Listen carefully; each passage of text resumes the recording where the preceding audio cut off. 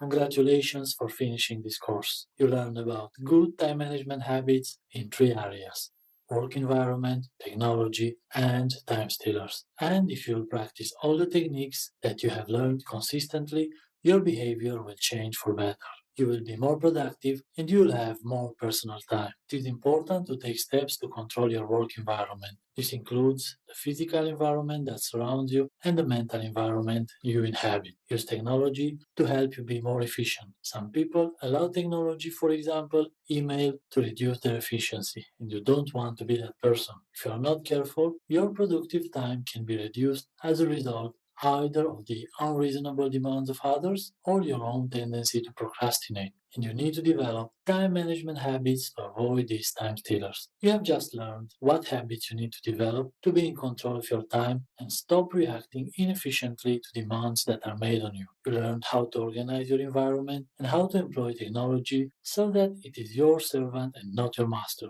And you are now more alert to time stealers and know how to develop strategies to sidestep the dangers they represent. Good time management habits don't happen by accident. They are the fruits of conscious decisions you make, and as a result, your use of time becomes more productive. Thank you for watching.